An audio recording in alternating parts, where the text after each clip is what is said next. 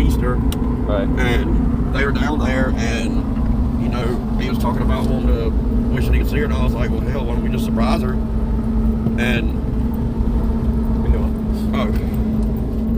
and she was like, wow, that was really nice of you. It really was, bro. I almost expected her to say some smart-ass comment about, like, oh, how you can do that for him, but, right. you know, something about me being either more loyal to someone else or me being selfish. Yeah. But she surprised me. But I know, but that almost makes it harder because with her, it's so inconsistent that you never know what you're gonna get, right? Like, as a man, I would rather have her be crazy and mean and all this all the time, or like just be level-headed, which I know that's just not possible for females because they run off emotion. But the fact that she sometimes does stuff like that and is super cool, and then other times acts like you're the worst dude in the world when really you fucking do so much for so many people, it just makes everything hard. And that's what breaks my heart. Like, you know me for a long time. Like, I live off being able to try to take somebody else's pain on as my own so that they can smile, because in doing that, it does give me happiness too. It doesn't do what people think it would. Like, I end up, you know, being even more down or something because I'm taking their pain. No, it's, you know, God says that I will take what's meant for evil and turn it into good. Right. And when I'm in a position to be able to do that, doing that helps heal a part of me. Right. And helps continue to give me hope and worth and confidence to keep going into the next one.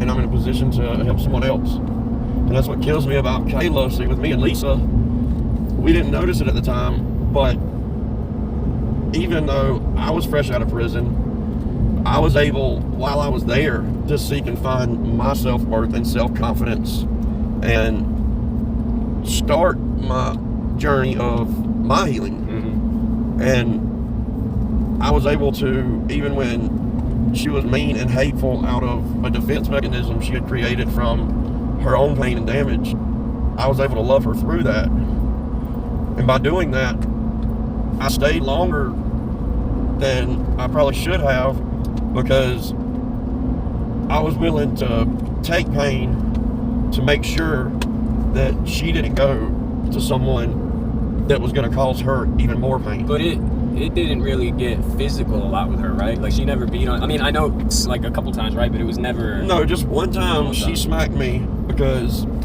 I was in the wrong. She had been in the wrong about something, and, well, things wasn't good at home. The kids didn't know it this time. It hadn't started causing effects at the home yet, but a girl that I was doing work for, she genuinely, when she came home, wanted to hear how my day was, and that was it. Right. That was all it was. Right. But I was speaking to a female after work about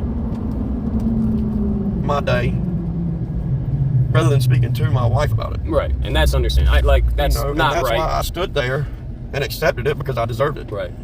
You know, and she only did it. She smacked me. She smacked the hell out of me with tears in her eyes. Yeah.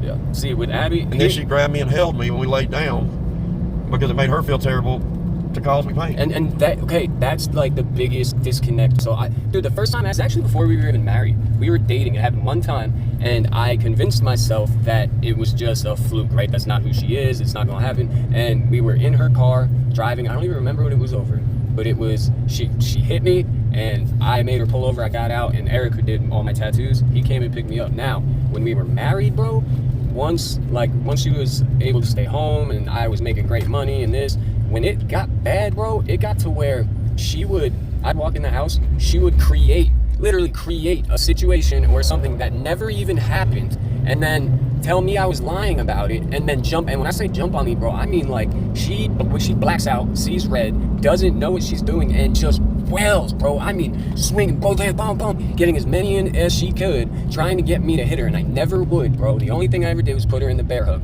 Now, there was one time that it got so bad, she kept beating on me, and as I was trying to hold her off, we were moving, and we made our way into the bedroom, and she hit me square in the jaw, and I reared back, but I caught myself, and I never laid a hand on her. But there were two different times, bro.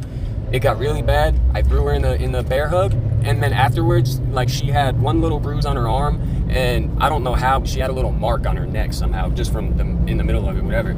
And turned the bear hug into I choked her and I fucking hit her and all this shit, when none of that ever happened. And then the whole feeling bad afterwards, bro, to this day, she will deny she ever did it. She'll tell you she put her hands on me maybe twice. We're all proud.